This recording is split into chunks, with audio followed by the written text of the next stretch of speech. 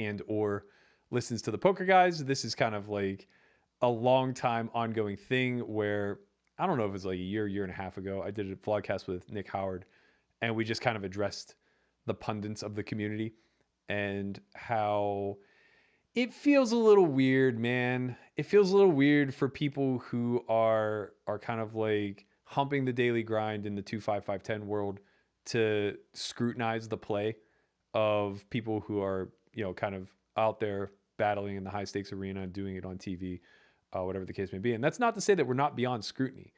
It's just more so a question of, what type of credentials do you necessarily need? And I don't even necessarily know that they don't have them, but I do know that they have some sort of infatuation with doing my hands. I mean, it is what it is, brother. I think we're gonna get to it. I was excited when it hit my desk. I will say that. I was excited when it hit my desk because it was a hand that I've seen for a long time, and we'll get to it. But before that, let's get to some news that occurred late last night, kind of. Late last night, Shane Sigsbee puts up a tweet, and he is saying that a person he knows, John Martinelli. Yeah, Martinelli. Sorry, that's definitely not Dominican. And he put up a couple bets in a group chat that is VIG free, and he put 500K worth of bets in there.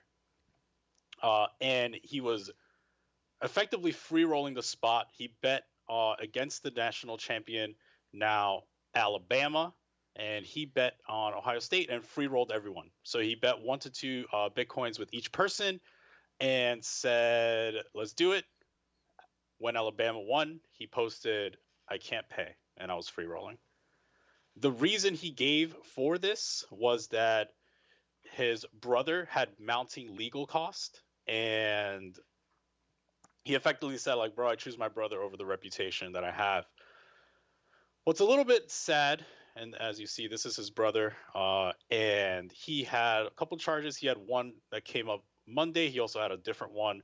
So there were it's been a while. There were actually 3 charges of domestic violence, domestic abuse, and it wasn't specified in the article whether or not that was against the child who passed away at 8 months, or if it was against his girlfriend demonstrated there in the photo. The first 2 were uncorroborated, but I guess there was another one. I think it was January 30th of last year that was seemingly sticking. And now, as of September, it appears they're both up on charges for some degree of murder of this child.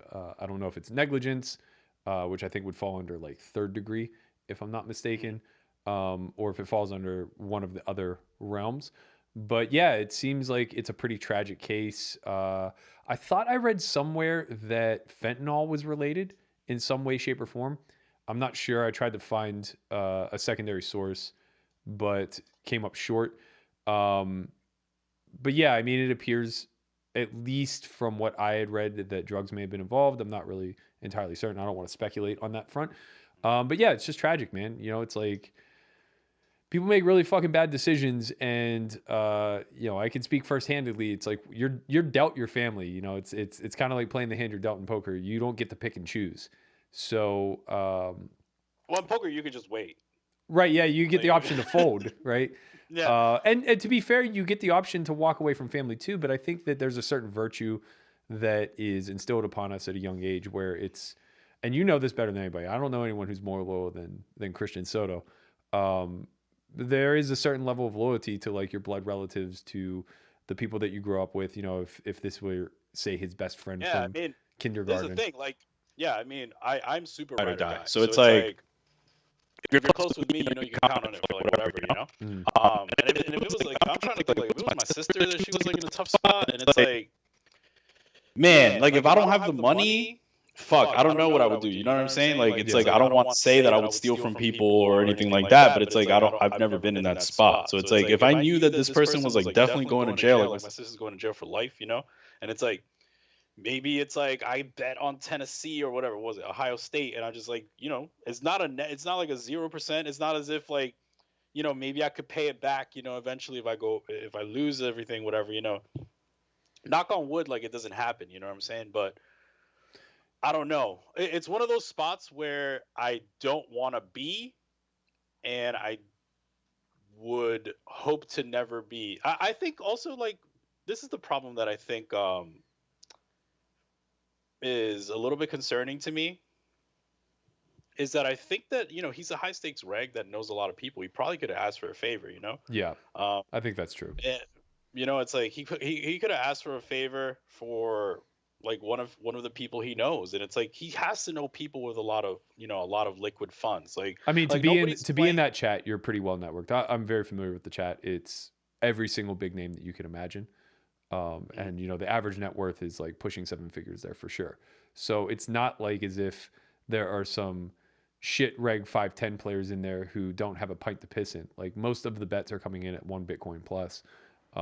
And it's a serious chat where I think that they do a pretty good job of policing like bad actors and stuff like that. I have a few thoughts. I guess my first most concerning one is separating good and bad versus loyalty to family.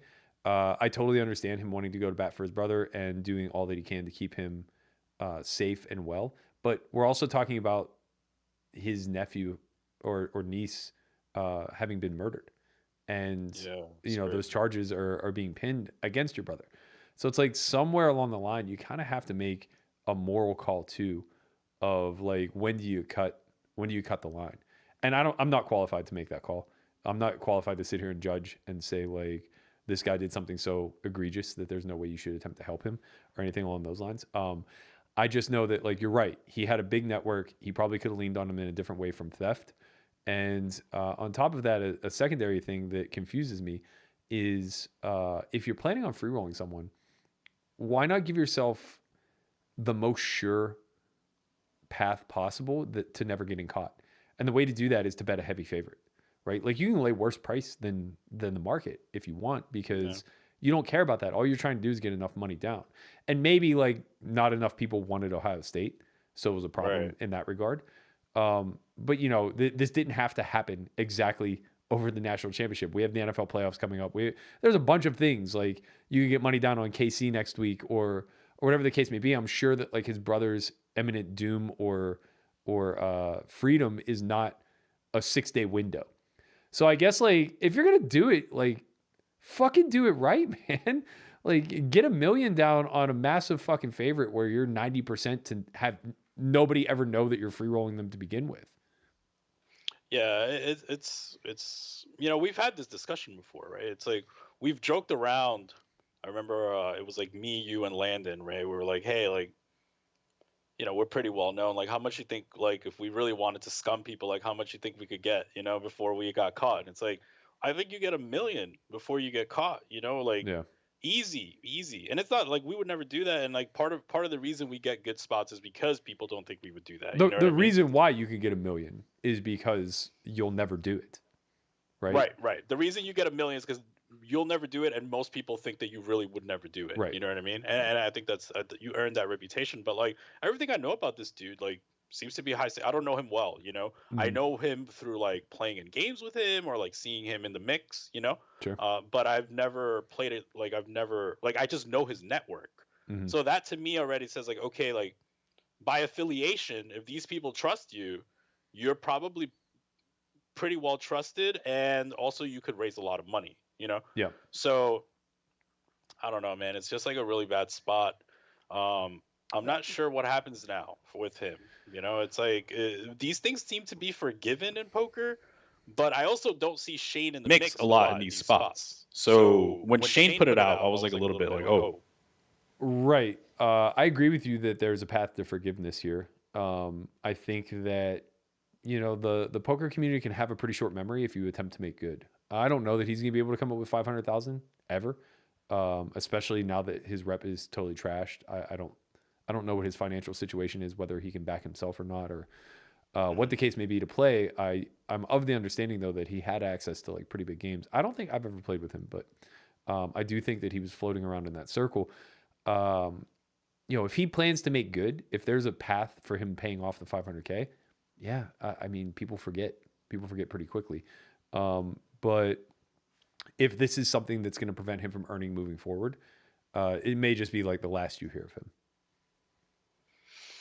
Well, that's unfortunate. I have asked people like, yo, if I robbed the bank, like, would you tell on me? I've asked this question to a lot of people, and Berkey's the only person in my close circle that says like, yeah, I would tell on you. And I never said I would tell on you. I said I didn't want the burden of knowing that you robbed the bank.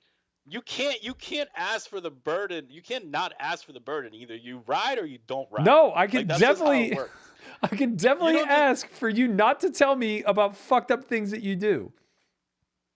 That's not how it works. That is how it works. Do you need my help? If you don't need my help, keep it to yourself. If you do my help, I might be like in the desert, like, yo, I got $2 million on me. I need to get away right now. Okay, don't tell me how you got the $2 million. But you better come pick me up. You better come pick me up. Just don't tell me how you got that $2 million. I'm just gonna pretend like you're holding it for some high stakes reg that I don't know about. Some high stakes reg that made a bet for 500K that can't pay.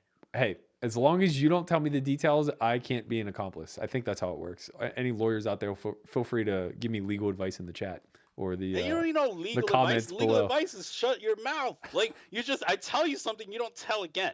Don't tell me not to tell you though. You're my friend. I'm gonna tell you. Like, this is I've watched enough CSI to know that is definitely not a situation that bodes well for me. It doesn't end well. Doesn't matter. Listen, this is how it works, right? They shake me down, man. They put me in that padded room with one light shining in my face. So you're a snitch. If you put me in a prisoner's dilemma, do you know what equilibrium says to do? Listen, bro. Rat your ass out. You just die with the secret, bro. There's no way. If you tell me like, yo, Chin, I killed somebody, I'm gonna be like, all right, where's the body? Where are we putting it? Fuck you. First of all, that's terrible. Oh, don't tell me that you put. That's terrible scheming.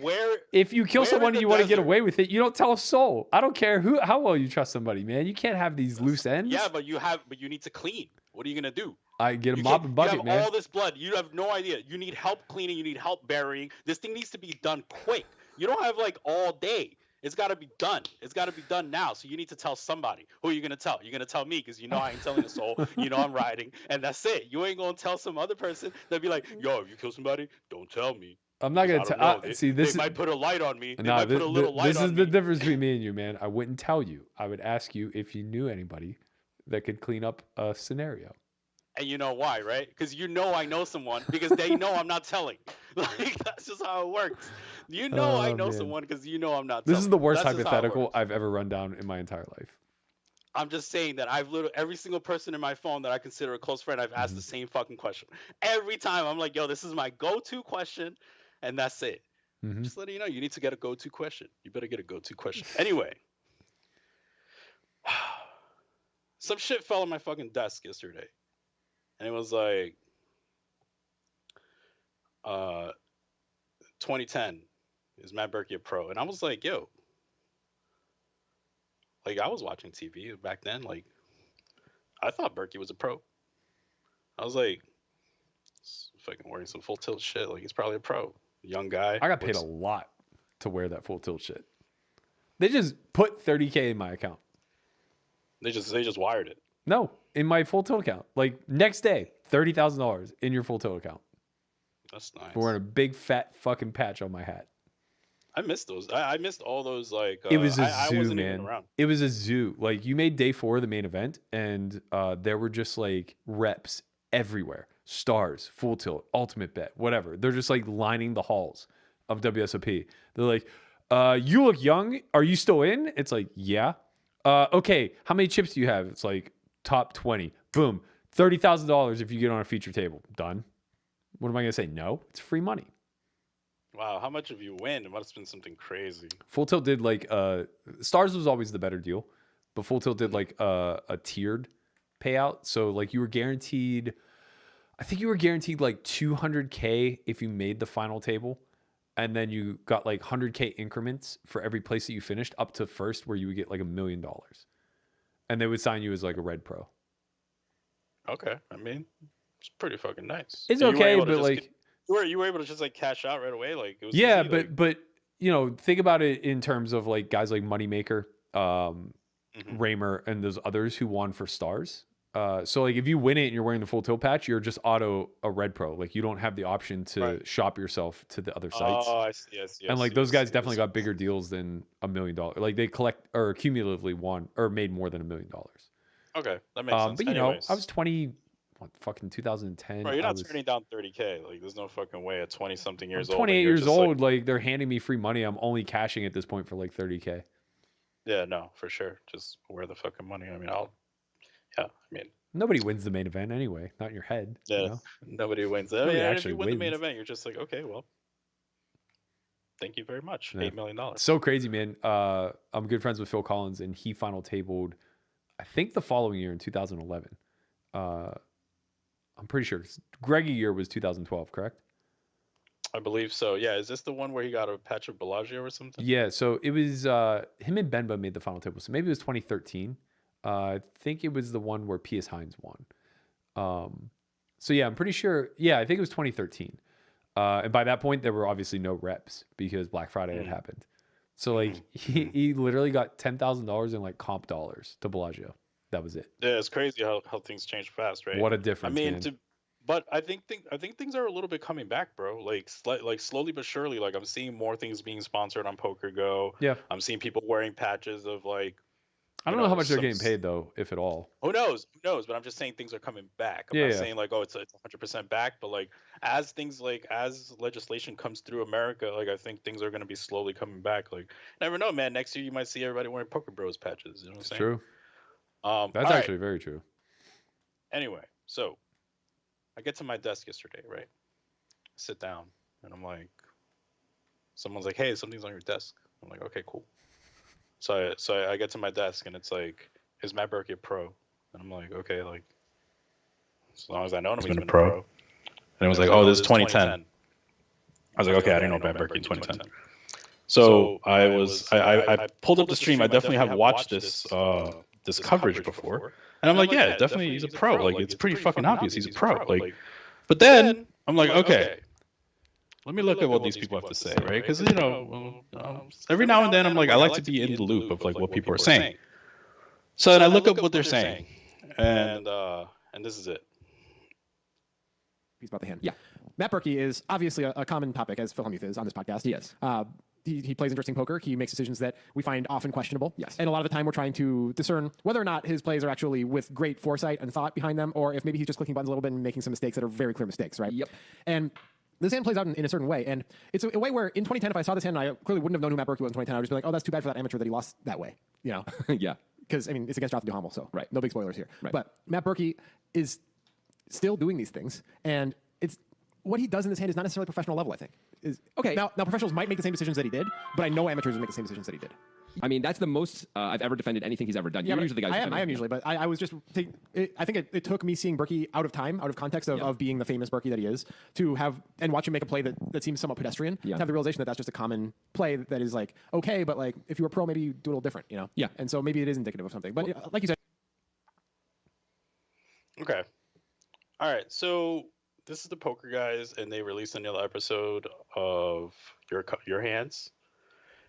And honestly, bro, this might be like the freaking 20th episode I've seen of Matt Berkey hand histories from the PokerGuys, right? And I don't know. What are your thoughts on the amount of hand histories that they've done about you? I mean, it's whatever, man. Honestly, like, I don't care that much. Except that you and I were kind of talking about this off air yesterday and a little bit today. Our community is a little bit strange. We don't have media.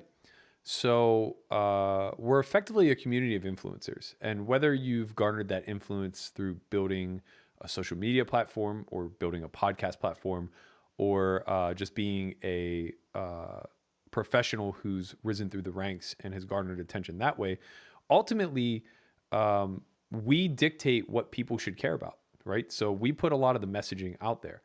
And whether we're talking about the PokerGuys or other pundits who kind of just operate strictly off of opinion-based responses, they're kind of like taking the place of like a Skip Bayless. And My whole thing is like, I don't care. Be as fucking critical as you want. Like, I misplay hands all the time. But do so with like due diligence. I guess the stuff that like rubs me the wrong way is the lack of preparation.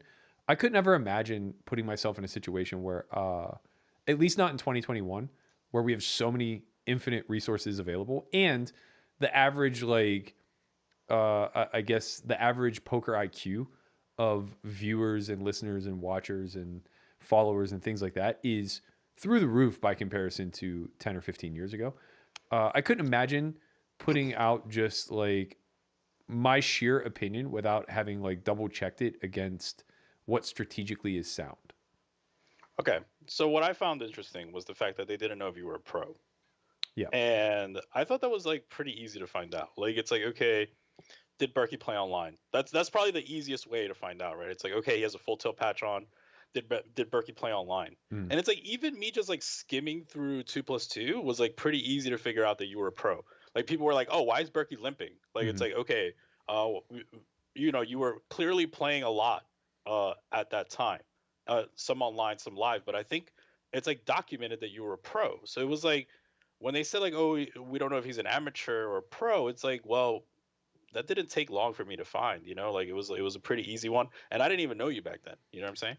Yeah, I had just that was- chopped the Sunday Major on full tilt like 3 or 4 months ago, also for like 110,000, which was on the back end of like a 300K upswing online. These numbers don't mean that much. Like whatever, I only have $1 million in online earnings pre Black Friday, but that was relevant considering that like, you know, a lot of us started in college and we had the slow road, and I was a live guy, so I didn't put in a ton of volume. I think that $1 million in earnings was over like maybe 1,000 games played. So like, you know, it was a relatively low sample, but also a ridiculous ROI. And secondarily, they were kind of treating DeHamo like he was a celebrity back then. He was as much of a, if you want to call me a no name at that point, so was he, right? It's just like, we know him for what he's done since. Same thing if you want to look at like other guys who final tabled this main event, like Joey Chong and Racner. Like I knew who those guys were because I ran around in similar circles. We played a lot of cash. We played a lot of tournaments together. But the collective world at whole or at large definitely didn't know most of that final table. They knew Affleck because he made back-to-back deep runs, and that garnered enough attention for everybody to look up Matt Affleck online and realize that he was just absolutely crushing. Yeah. Yeah, there's a little bit of a kind of like a lack of due diligence there in terms of like looking people up. Anyway, so let's get through this hand history because it's kind of an interesting one. So this is the 2020 main event. Main event. 40 people left. 2010, right? but yeah, 40, 43 people 2010. left. What did I say? 2020. Well, you know, I live in modern times, Burke. There was. All right. So 2020 main event. 2010 still. Fuck. I keep thinking. You know why, right? Because there's so many 2020 main events that it just stays in my head. Right. You know, Yeah. there's more than one. We're literally adding one retroactively. Yeah, exactly. All right. So 2010 main event. Yeah. 40 people left. 43 left. Yeah. Let's start with, I'm trying to bump you up a little bit. You know what I'm saying? I get it. All right. Jonathan Duham was going to open the hijack for 2.5x off 50 big blinds. Mm-hmm. He has pocket eights. Right. You have 10-6 of diamonds in the big blind, and you call. Mm-hmm. So these are the Monka ranges of Berkey's big blind defense range. As you can see, 10-6 is a pure call.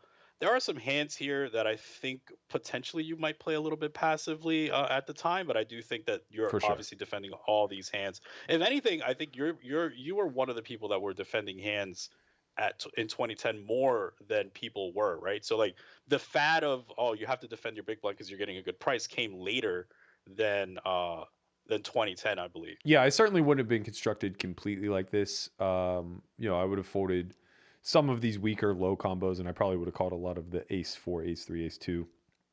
And to your point, I probably wouldn't have done a whole lot of 3-betting with like 8s, 9s, 10-9 suited, just because, it's 43 left in the main event, and 50 blinds is a really big stack at that point. I think average was probably like 35 or 40.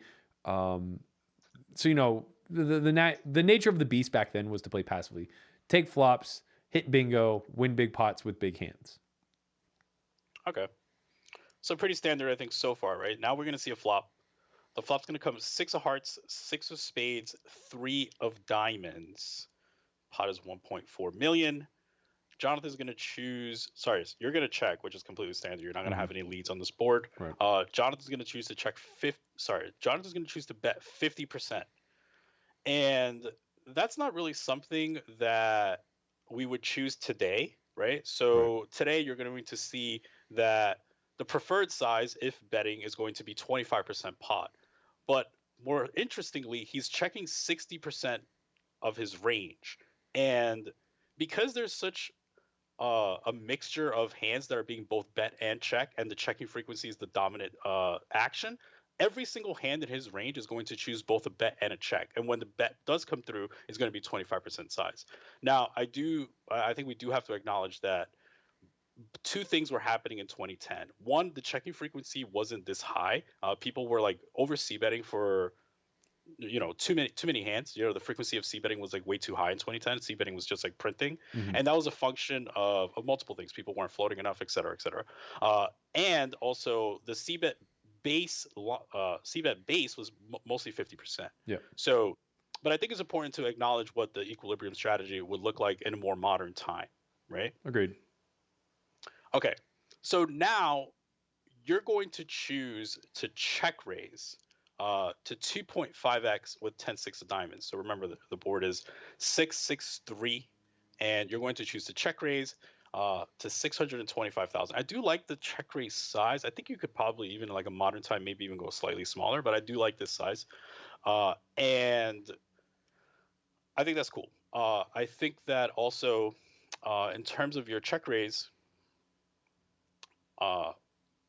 you're going to probably be doing more check raising than check calling, but we'll get to that as well. But you choose the 2.5x, and Duhamel calls. Yep.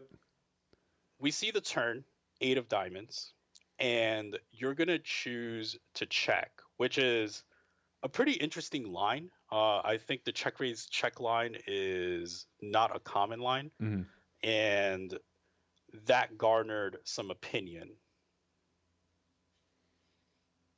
Bigger spot, you're right. And also, like, Duhamel might be folding the turn if Berkey bets again. We don't know. Maybe not. Because Berkey checks. Yeah. So let's discuss. Okay. Discussulate that, Jonathan Levy. Because Berkey checks that he's checking the check raise. Yeah, it seems, and you know what, I don't hate it. No, me either. You think that if Duhamel had an overpair, which is his most likely holding at this point, it seems. He's an overpair, right? He doesn't have that many 4-5s. He doesn't have too many ace highs. He's probably just folding ace high, right? I mean, he has 4-5 suited, but there's only 4 combos of that. And that's, besides that, I think it's just overpairs almost always. So even if it is 4-5, 4-5 and overpairs are actually, I think, hands that are good to have this plan against. 4-5, Duhamel's betting for sure if we check, right? I think he has to. So we get to shout out that equity. That is great. And by moving in. And if he calls, it's just going to be a bad call and we get like the better end of that situation anyway. We're fine with that. If he has an overpair, Duhamel's probably going to bet because he's going to be like, oh, he slowed down. Maybe he has a draw. I need to protect against that. Or maybe he has like a 3 I should try to get value from or something like that. Yeah. I think it's fine. And I can also even understand from his point of view of like, it's okay to win the pot right now. Like, get another bet out of him and just win the pot. Showdowns do kill and it's the main event. Like, not that you obviously you want to call if you shove and he doesn't insta-call, which in this case, he would. You don't want to call in this case, but what are you going to do? But of course you want to call against kings, but like, can't be that bad to just like move in, once he bets. So I don't hate this at all, is what I'm saying. I support this decision, even though my inclination would be to bet. Yeah, I get it. What do you think is better? I think it's really close. I think it depends on your opponent. Okay. So there's a couple of things I think we need to address once we land here. And the first thing is that they seem to be agreeing with a lot of the things you're saying. They seem to like say, okay, like I do like the check raise. I do think that we want to check raise check sometimes. And I think that that's where I'm a little bit confused of where the tonality of this show is going, right? Because they seem to be agreeing with a lot of things you're saying, but at the same vein, they're saying that maybe you're not a pro. Okay. There's a couple other things I think that were a little bit interesting, and it seems to me that some of the homework wasn't really done. So one of the hands that they mention here is that 5-4 is a mandatory bet, right? Or for the in position player after the check raise, right? And I would say that if potentially if they did the homework and pulled the solves up, I think they would find that 5-4 suited is not going to be one of the high frequency bets, and that's because that is a hand that has too much equity to get blown off. When you do have check raise some hands, you're going to have a pretty polarized range, and if they bet a hand with that much equity, you could respond with a check raise, and then they have to blow off that entire equity of an open and a straight draw. So I think some of the homework there wasn't done, which is a little bit unfortunate. And the fact that they do start agreeing with some of your lines is a little bit, I just don't understand the tone of the show right now. Okay. Yeah, I would have thought that their biggest gripe with the hand was the check raise check, but that's actually not the case. And just to catch everybody up to the strategy thus far, I ran this kind of, as I mentioned, I ran it first for equilibrium, and it didn't really tell us much because Jonathan just never chooses that size, and so like the response was a little bit wonky. But we ran it again, and here you're going to see like some of the parameters I used. It's a little bit more in line with 2010. So gave Jonathan a size of 50% or 75%, which much more in line with what we saw C-bet strategies to be back then. My raise size was 2.5x or 5x. Again, a lot more in line with what we saw with check raising, though. To be fair, in 2010, check raising not super popular, right? A lot of check calling. Most of the fast playing was only done with strong hands. Imbalances obviously occurred at a pretty high rate, which is why people could still get away with c-betting most of their range for half pot. Given those flop parameters, I gave myself a turn bet size of half, 3/4, or all in. That's what the 300% represents. And I restricted myself to only check shoving or check calling once I elected to check. Jonathan, again, has standard sizes of 50 or 80. And on the river, he has sizes of 50, 80, or all in. I, again, have sizes of 50, 80, or check shoving. I also added all in, so I could open shove river. When we check out the flop strategy of how this all plays out, what you'll see is that, again, Jonathan's not betting very often. So when we restrict him to the larger size of half pot, his range actually shifts from 60% check to actually 91% check. But again, you'll see that there are a lot of hands that mix in low frequency bets. Pocket eights being one of them. It wants to bet for protection's sake. So you'll see most of the overpairs try to press their equity at some frequency. His exact combo actually chooses half pot size about 37% of the time. So very reasonable. No EV lost whenever he does choose to bet these. Anytime that we see both white and green for a candidate, it means it mixes between betting and checking. There's no EV difference between the two. The reason why we selectively mix is so that all the hands that choose to bet interact with each other in a certain way so that there's no EV lost, and all the hands that choose to check protect each other in a certain way so that there's no EV lost that way. Then looking at my response, because he is supposed to check back at such a high frequency and we have such a 6x advantage, he only has ace-6, king-6, and then the connectors 7-6, 6-6, 8-6. Because of that, we are supposed to check raise at a pretty high frequency. You see, it's actually the action we take the most outside of folding. We're check raising about just a little shy of 2x how often we call. And we do have a fair amount of pure check raises. So king 6, queen 6, jack 6, 10 6, 7 6, quads, 6 5. All these hands are check raising pure. We do have the offsuit combos too, so that gives us a whole lot more combinations of 6x. And then we do a lot of protection check raising with 3x, which, albeit in 2010, I probably wasn't choosing to do. But I was at least at a point where I was choosing to check raise like gut shots and hands that wrapped around, gut shots, open enders, and hands that wrapped around the 6 itself. So it wouldn't be that shocking to see me check raise a hand like 5-7, 7-8, 5-4, hands that had reasonable playability similar to what you would see in a check raising frequency nowadays. With that said, obviously Jonathan's response is to pure call, and then we land ourselves on the turn. Once we do get to the turn, the 8 of diamonds is kind of interesting in the sense that a lot of my check raising range has now increased showdown value. So a lot of my 8x has kind of improved. My 7s have kind of gotten worse had I chosen to check raise those. So essentially what I recognized is that we're going to have to protect our checking range because we're going to be doing a lot of it after check raising flop. And as you can see, the vast majority of my range does check. 70% of the time, we're actually going to implement a check. Our only pure bet, as far as I can see, is quad 6s. So that means we're operating on mixed frequencies. There's no EV lost anytime we choose to check. So had we chosen to just check the entirety of our range, there's no EV loss here. It just makes his counter strategy maybe slightly simpler to employ against us. But my specific combination does check a third of the time, as you can see highlighted in red to the right. 10-6 of clubs actually is a little bit more aggressive, and that's just basically due to the fact that I turned the back door. Looking at Jonathan's response, 8 is, of course, a pure check back. Or, sorry, a near pure check back. He's basically evenly mixing between checking and betting. But what I think is most notable here, and granted, he very rarely has this hand, but the times he does have 5-4, it never bets, as Christian kind of mentioned. Also, 4-4, 5-5, also don't bet. Most of his bets are coming for straight value or protection. So you're seeing hands like 9s, 10s, jacks, queens, betting somewhere between value and protection, depending on how strong they are as overpairs. You're seeing some of his floats that may have turned a backdoor. Ace, jack of diamonds will be putting in a bet. And then we see a lot of value from his 6x region. So ace 6, king 6, pure bets, 8, 6, 7, 6, and 6, 5 mix. They're going to be the ones he uses to protect and check back a lot. But what you'll also notice is that the vast majority of his diamond combinations, so when he floats hands like, I guess, the suited broadways, he'll be mixing in the checkbacks with diamonds for the same reason he's mixing in checkbacks with 5-4. It's just too much equity to get blown off of. Okay. So now we're going to get to the river. The river is going to come the deuce of clubs. So now the board reads 6, 6, 3, 8 with a backdoor flush draw, deuce of clubs. Mm-hmm. And you're going to go with a 75% pot size, which is a little bit uncommon, but I think probably at the time acceptable. And I think most options would be like either 50 or all in now, but I think it's whatever.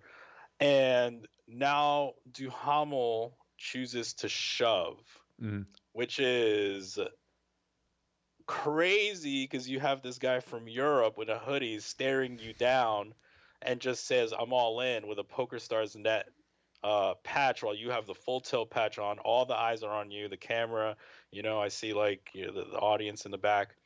Tough spot. And I think we have to, see what people think about this spot. Yeah.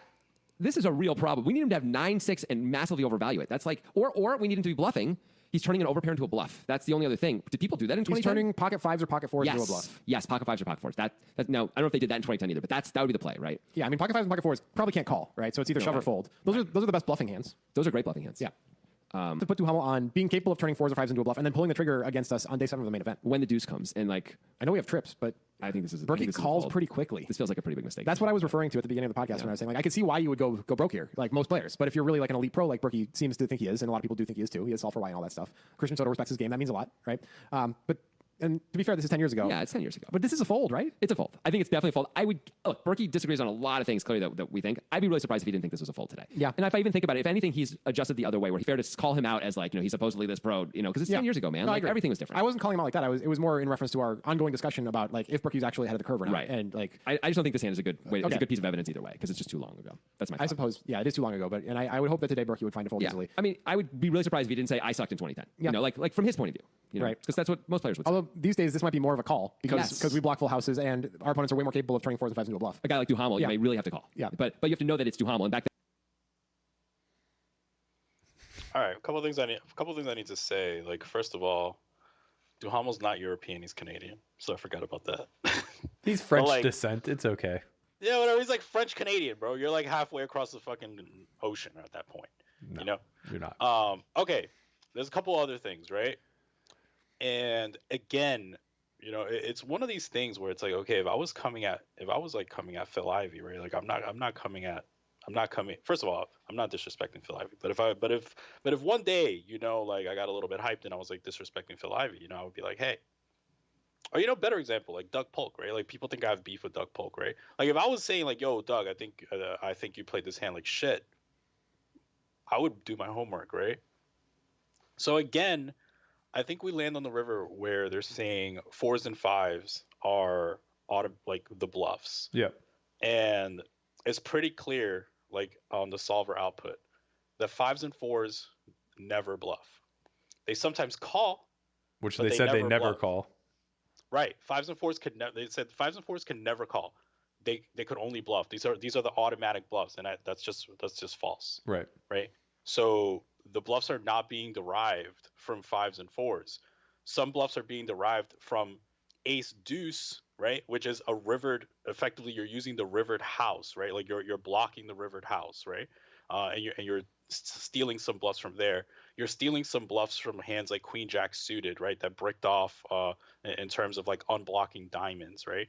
We're going to be stealing from there now. So it's a little bit of me not really, like, I don't understand where they're they just didn't run it, right? It's just, that's kind of what it is. They're yeah, just I kinda mean, to saying, be fair, we are talking about a hand in 2010. So they're somewhat right? Like this hand in practice in 2010, it should be played extremely exploitably. I do think that it's fairly reasonable to arrive at a fold once I choose to bet. So like if we take a look at like what the actual equilibrium solve says, I'm just supposed to be ripping, right? I'm just supposed to be value shoving here. I'm supposed to be value shoving relatively wide. All my 6x, all my 5-4, all my full houses, they just all like open rip. I'm not really doing too much betting. So when I do choose a bet size, and for what it's worth, actually 10-6 of clubs, if I get there this way, chooses the size that I chose, but it's just because it unblocks him having diamonds to then bluff with. right? You're trying to induce. Right, but this is all much to do about nothing, because obviously in 2010, solvers weren't a thing yet, and none of us were thinking this way. We all built from value out, and we worked in bluffs as we kind of landed on them, right? So yeah, 5s and 4s, terrible bluffing candidates as a whole, but I could, I guess, see I don't see where anybody bluffs with those in 2010. I think it would be more like, and I know this is wild to kind of say, but like the ace kings just like randomly find a way to be all in on river because they don't know what the fuck else to do, right? Like, do you remember like pre Black Friday, pre solvers, where people just wowed out with like hands that they thought were really good at one point in time, and then Like just like ace 7 offsuit. Yeah, I mean, you're referencing Joey Chong from the same main event, I guess. But yeah, like, like things get like ace 7 off was like the first demonstration of misunderstanding blockers, right? Like, oh, I have an ace, therefore removal, therefore he can't have good hands. Like, let's just play an ICM suicide. This is the thing though. Like they are saying 4s and 5s are the best hands today. I know. I know. So, right. But they're not. Right. No, of course they're not. And that's just, again, like, I think they think they're more well-versed than they are in theory, perhaps. But yeah, the vast majority of his shoving range on the end is going to be a spectrum of value. So he gets thin with like some ace 8. He gets thin with 10s, with jacks, because I guess conceivably I can have worse. I don't necessarily think that these are good. And also, this isn't squared for proportion. So like those hands don't really land here on the river much at all. You can see it's only 1.6 combos that he's actually shoving. So, really basically what we're saying is that we just don't get here through this line very often. Kind of due to the fact that I guess like he's betting a fair portion of those hands on the turn. The overpairs and stuff for protection's sake.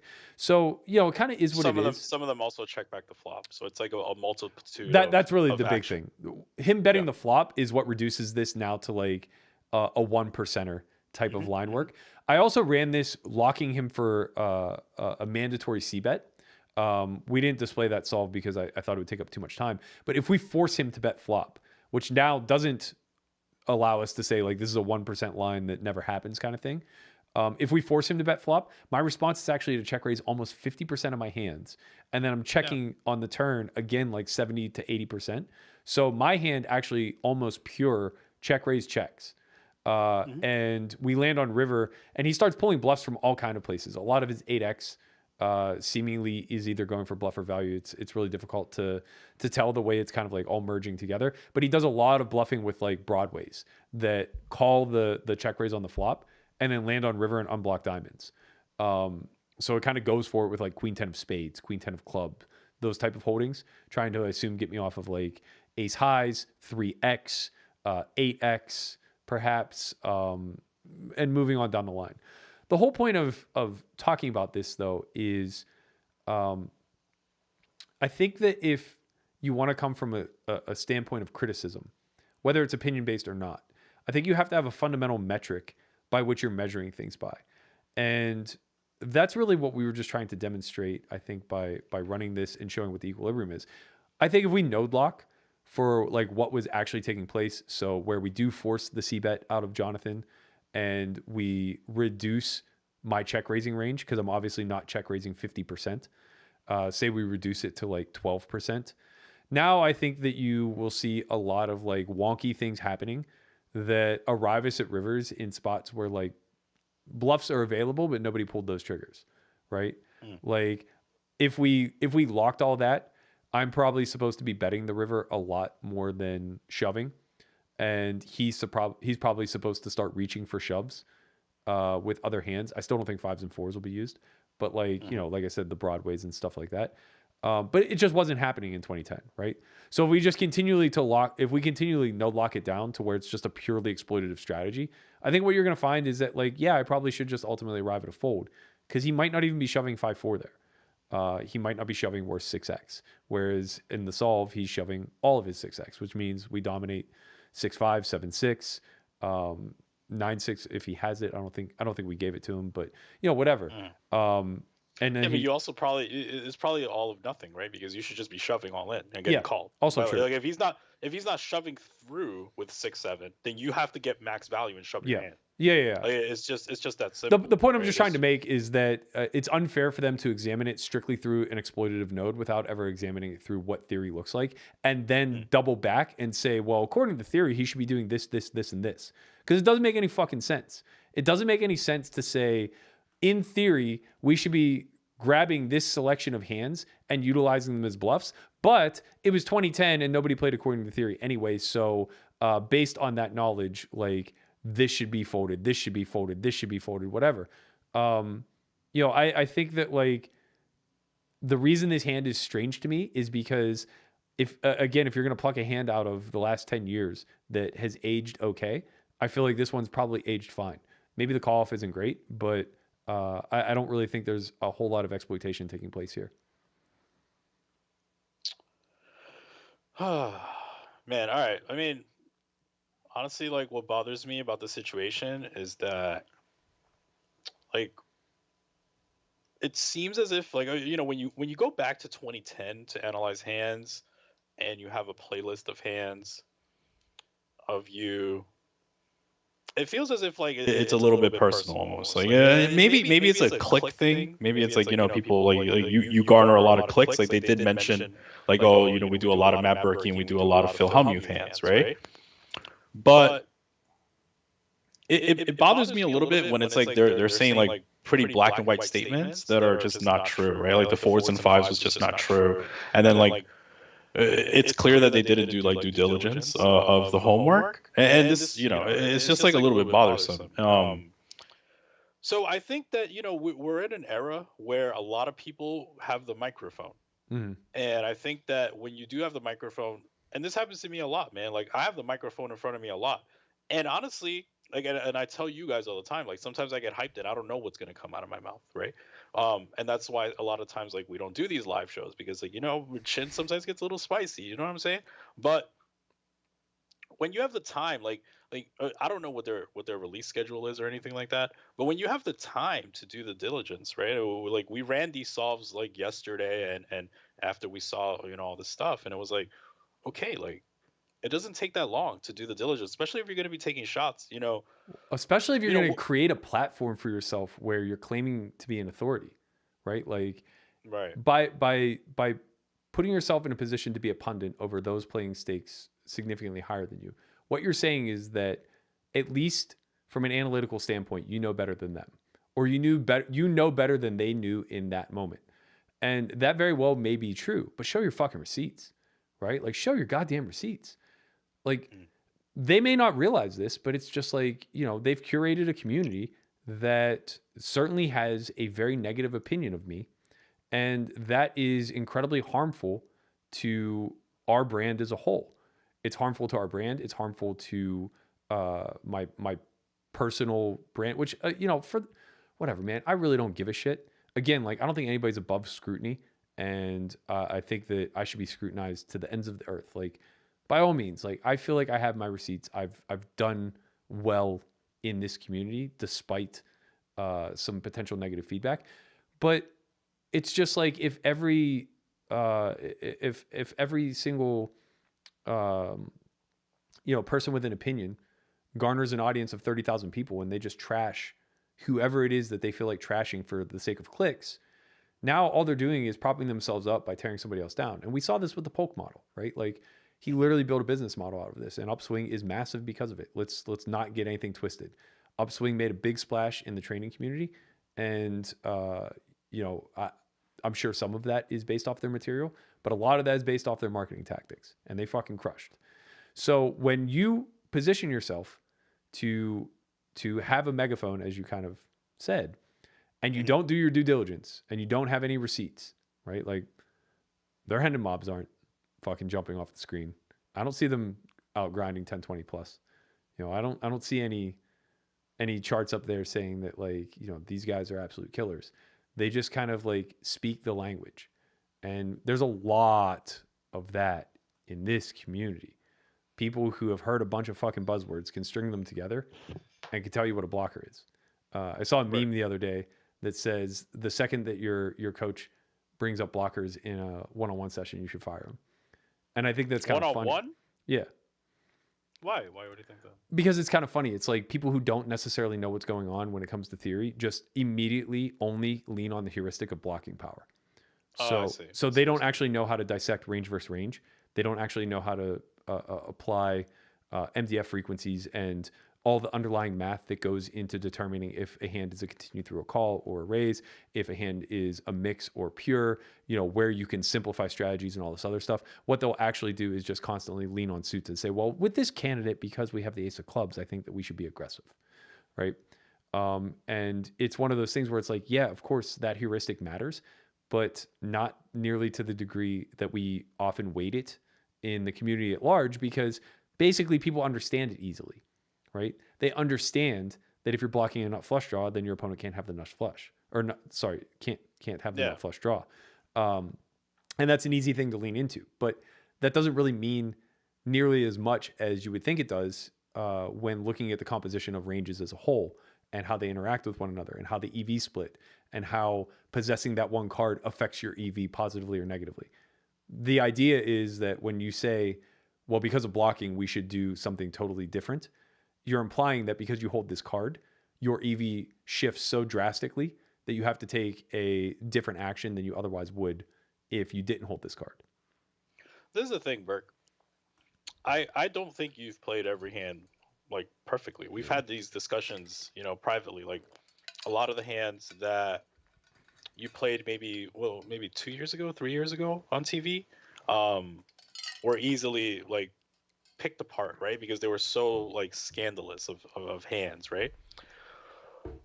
I do think, however, the responsibility of the people watching these hands, right? And I think what gets murky here is that,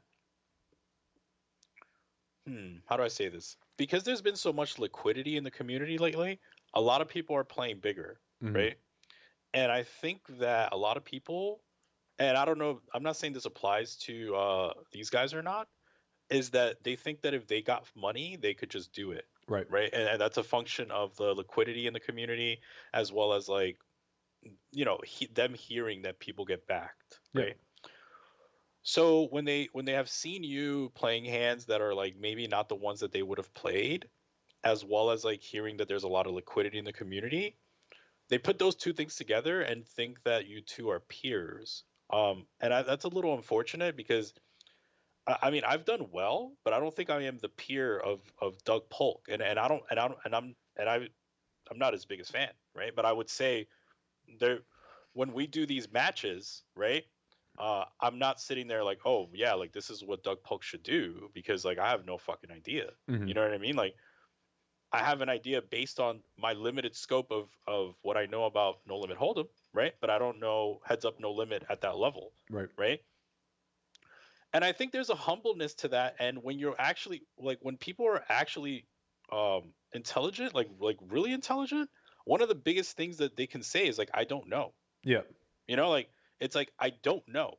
And that has a humbleness as well as like increases your actual like ability to communicate the things that you do know. Right. Right. So when things are said like 4s and 5s are automatic bluffs, like, and that's easily proven wrong, like it doesn't look good on the person, right? And also the main part that I really want to make sure here is that you have a responsibility. Like if you're being paid as a coach or like as an expert or portraying yourself as an expert, and I'm not saying I get all these things right, but like if you're saying that, like understand that the people listening to you are taking your word. They're not double checking your work. Right. There's no way. They're not doing it, right? Like if we're running an academy and we say something, like they're taking our word for it. And that we take a lot of responsibility on that. And I'm not saying like we're perfect or infallible or anything like that. I'm just saying you really need to try to not make these like statements black and white that are pretty easily proven wrong, you know? Yeah, I mean, I recently did a series for PokerGo called 2020 Hindsight, and it was revisiting 6 different old WSOP final tables, main event final tables.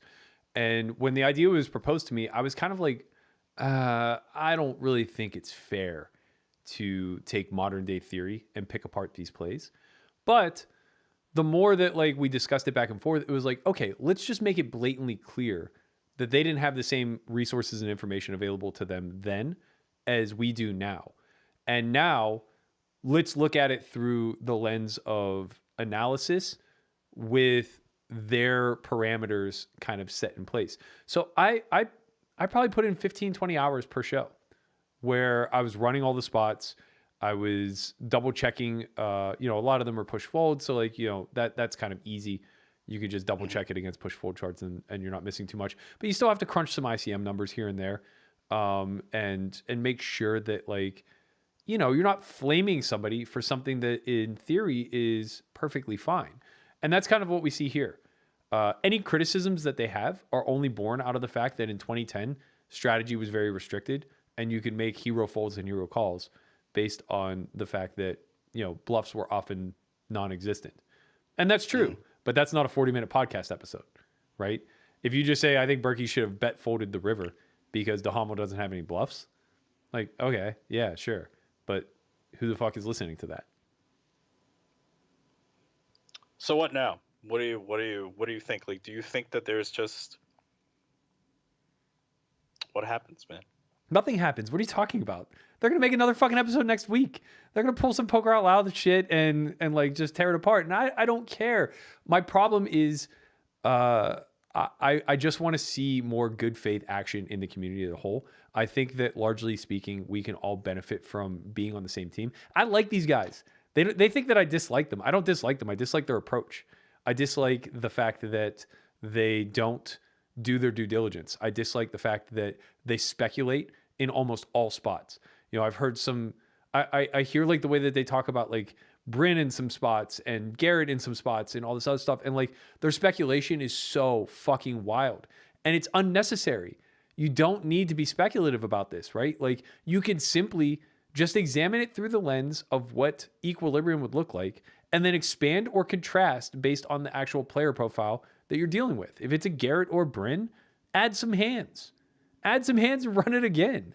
You know what I mean? Like maybe look at some of the low frequency lines and say like, I think Garrett is quite capable of falling into a 1% type of line.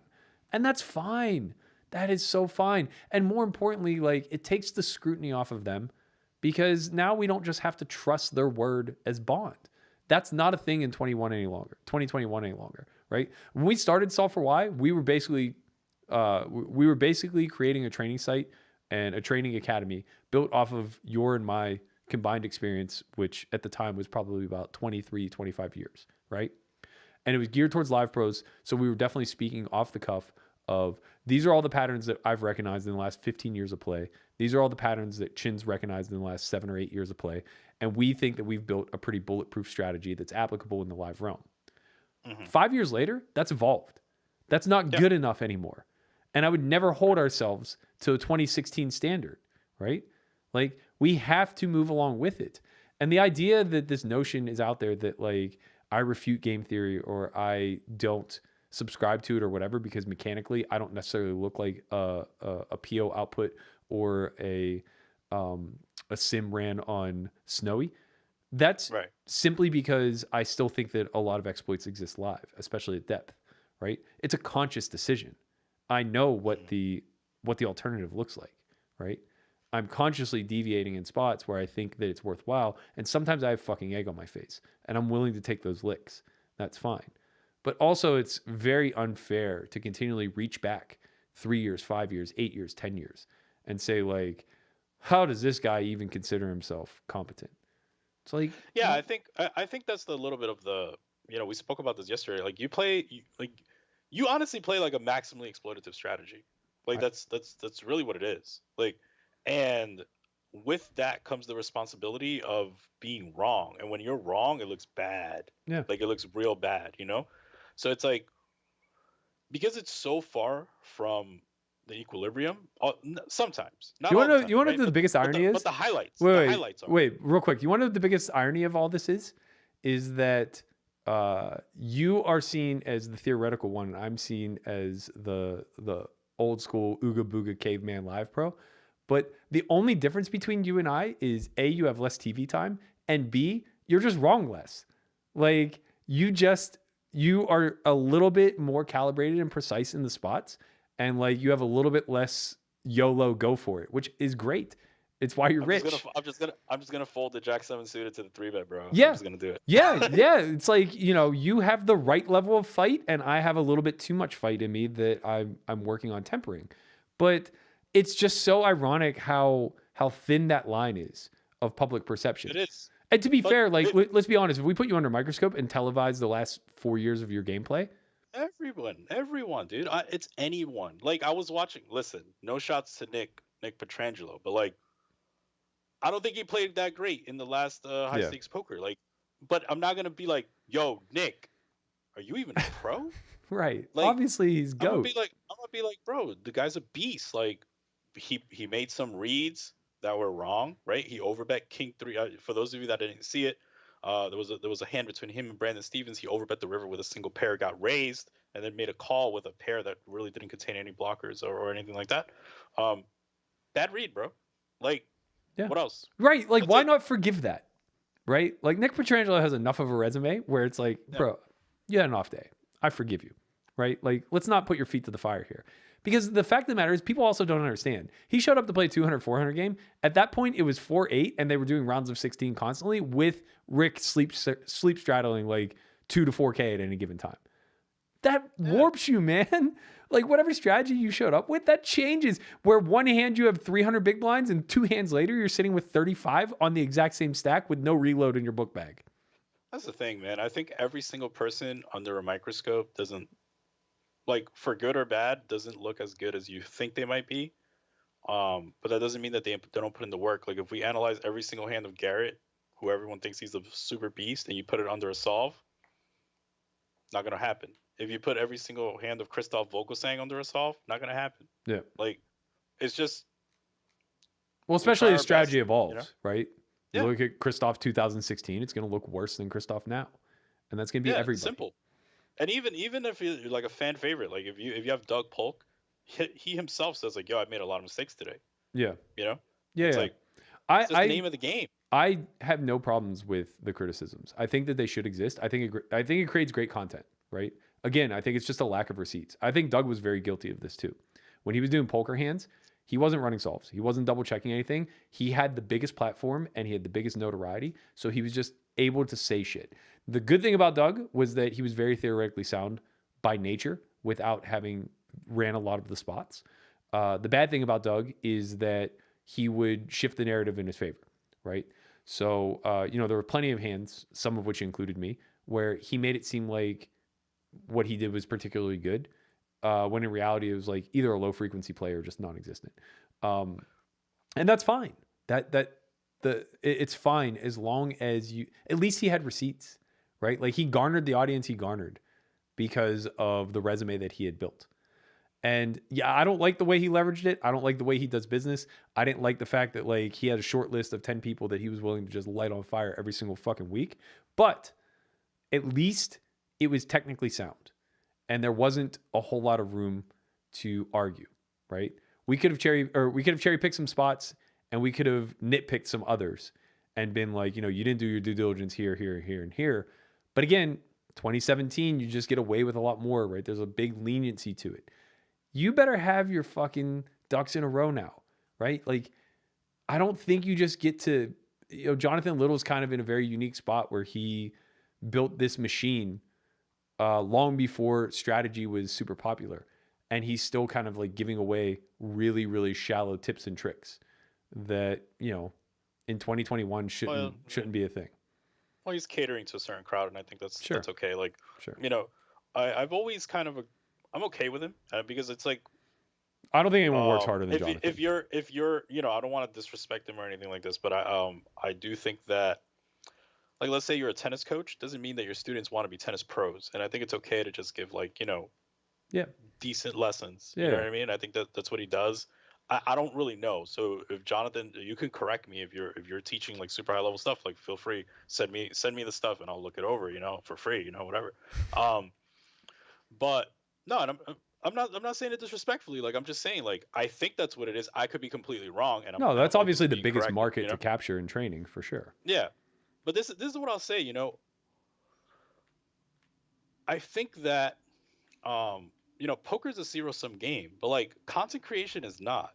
Like, you don't necessarily need to bring someone down for you to gain. I think you could definitely create content, and I think we try to do that where it's like we're really not bringing other people down, and we try to work with other people to create a positive sum environment. And I think creating a positive sum environment in poker content, I think, is positive EV for everybody. The vloggers are the best model of that. Right? There's no vlogger beef. They all boost each other up a ton, and they get massive appearance fees to go casino to casino, card house to card house, right? Like, you couldn't be any more right. I think that, like, when it comes to content creation, there should be collaborative efforts taking place, not teardowns, right? How much better is that podcast if you're just able to get the two people who played the hand every week? Right. No, it's just infinitely better. And that is kind of what happens with the Run It Back with Remco, right? Like, he says, like, okay, why don't you come on here? And I'm sure many times, like, Dirt or whoever is on, it's going to be like, oh, yeah, no, that's not good. It's like that. I wouldn't do that today. And I think that's fair. But go ahead, yeah.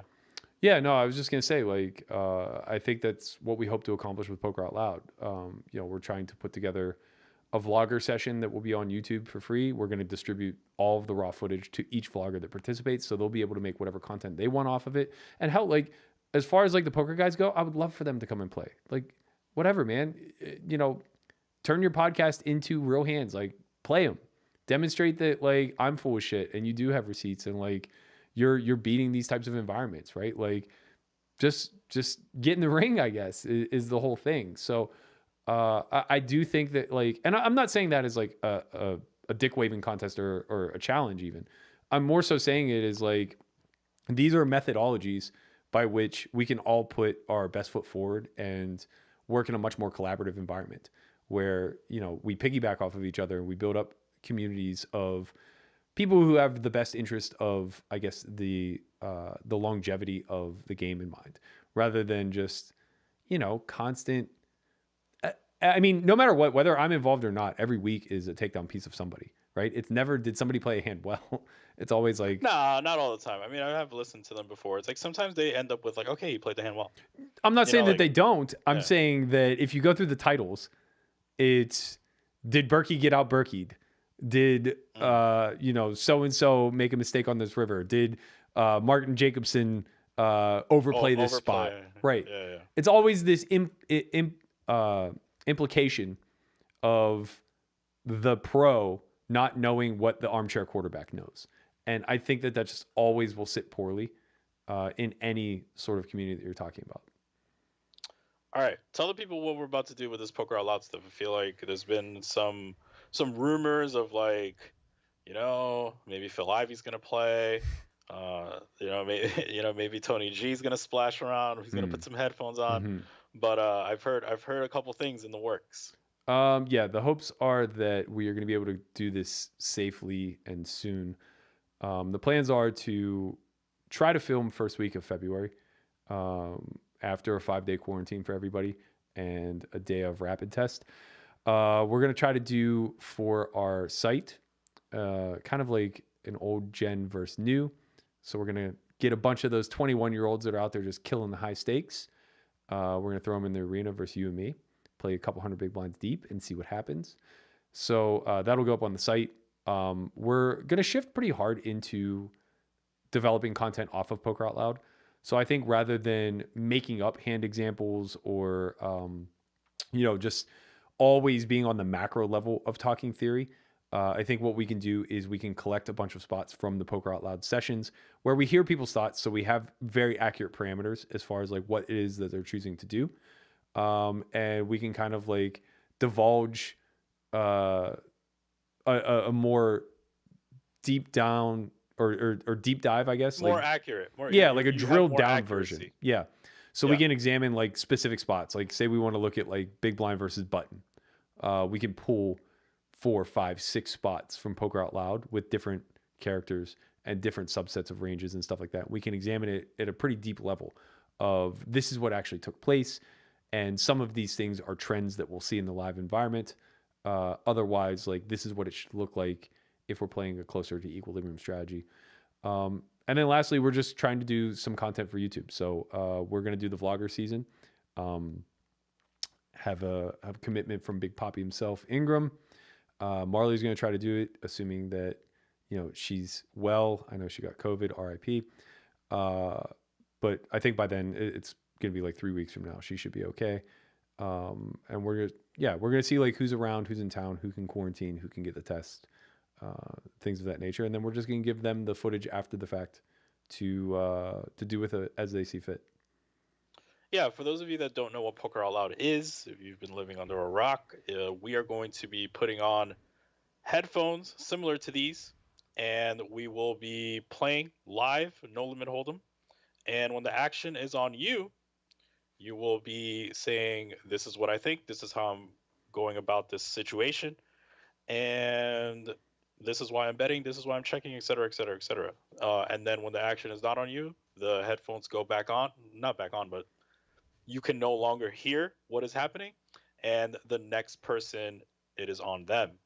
So I'm excited because I get to finally battle some of my favorite guys for, not 50, 100, where it's like, maybe we play a little bit of tame 510, where it's like, maybe you could lose a couple thousand, but we're not going to lose 25,000. Don't let me crossbook.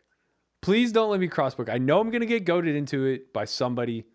Just let's keep this friendly so we can all play less cutthroat and more strategically sound. I just don't want to hear Landon say more. But I am excited about, the vloggers going on, because I think a lot of people will get exposed to Poker Out Loud, both the concept and what, and what that is, and then when they really, no offense to, the vloggers or whatever, but they're not. I think you'll see a bigger disparity in skill. There'll be a bigger variation in style and play. Right. It's like, like if you have the really high stakes guys, behind, if you really want to hear that, or if you really want to hear, the vloggers, and not disrespect, it's just two different schools of thought, also they're just like in the 5-5 arena a lot, whereas like we're kind of not, Yeah. So name the vloggers that you hope to get. The short list is Marley, Ingram, Nemi, Jamin. I think so. I hate to name it because I didn't reach out to the rest. Those are all the guys that I've reached out to. But you're reaching out right now. You're reaching out right now. I mean, I've like loosely spoken to others about it over the like last year or so. But yeah, I still have to hit up Vibes, see if he's available. I want to hit up DePaulo, Moreno, Rampage, and I know I'm leaving somebody off. Trevor Savage, but I don't think there's like any chance he'll be able to travel for this. Like a Nemi or Brad Owen. I said Nemi. I hit up Owen here. He said no, but I guess we can try again. Wow, you heard that? You heard that, chat? Like, no, it's fucked up, right? Y'all don't want to see the Nemi. I mean, it was like a year ago. So like maybe he'd be more open to it now. I don't know. But anyway, yeah. That's like a list of 10 or 11. We can only have 6. So I'll see what kind of yeses we get, who's available, who's going to be in town that time frame, and whatnot. It's all good. I am excited for that. I think I do think that maybe you should have one of us playing the Vlogger edition, just because like, okay, if I'm listening to the Vlogger edition and like I hear like a Matt Berkey talking poker, like I'll be like, oh shit, like maybe Matt Berkey's like kind of really good, and maybe I should sign up to his training site. I don't know, just my thought.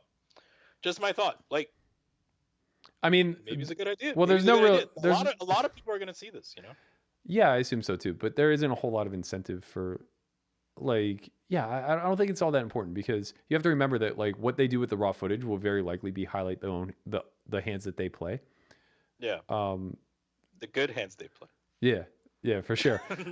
So it's not like as if like there's a high probability that I'm going to play a hand against the other 5 or whatever. Yeah. Seems but yeah, I mean, obviously, if like we only end up getting 5, then one of us will hop in. All right, I'm excited about it. So when should the people on YouTube be expecting some content, and when should the people on the training site be expecting some content? Hopes are to have it turned around. Episode 1 will be mid-February on the training site. And then for the YouTube channel, I think we're aiming for like March 1st. I've got a lot of text messages about to be determined. So that'll also be early to mid-February. We don't exactly have a date confirmed yet. It's done. It's just a matter of marketing and launch. So it's going to be launching both on our site and on PokerGuys simultaneously. All right. It's a lot of content. Oh, there's a lot of content in the mix, Burke. Did our due diligence. That's right. All right. Well, I hope you all enjoyed the show. We are back tomorrow for the Doug Polk versus Daniel Negreanu challenge, presented by yours truly, S4Y. Me on the left side of the screen, of course. And I'm excited about it, man. Things are brewing, but I hope you all enjoyed. I think that, this wasn't necessarily I didn't expect this, man. It just landed on my desk, and I'm like, all right, let's go. Let's mix it up a little bit. Let's put the gloves on and see, if a couple people need to catch a couple hooks. I'm always a turn the other cheek kind of guy, but my cheek's getting a little red. You're like getting slapped up a lot. Yeah, it's like Malcolm X and fucking Martin Luther King up in there. What? You like to turn the other cheek, and I don't. First of all, Malcolm X did not like to turn the other cheek. That's what wait, you thought you were Malcolm? Oh no, I thought you were comparing. I thought you were saying that they were the same. No, they're not the same, bro. I see. They're not the same. I see. Malcolm Either way, really strange reference, but sure. Doesn't matter, bro. I see where you're going. Malcolm's ride or die, bro. Mm-hmm. Malcolm would fucking get the car and be like, "Yo, we out. If you rob a bank, we out." All right, fine. Yo, I'm out. I hope you all enjoyed the show. Tune in tomorrow, 5:30 p.m. Eastern Time. Doug Polk versus Daniel Negreanu. If you haven't liked or subscribed, please leave us a comment. Anything. It does help the algorithm. We do want to compete with some of these people that tear us down all the time, and we do want to provide some good content. So subscribe, leave a comment, tell us what you ate for breakfast. I don't really give a fuck. Just leave something down there. It'll help the algorithm, and let us know which one you like more. Did you like Malcolm X more, or did you like Martin Luther King more? Any of those things. Just write one of those 2 names, and I'm happy with you. With that said, good night and good luck. Peace.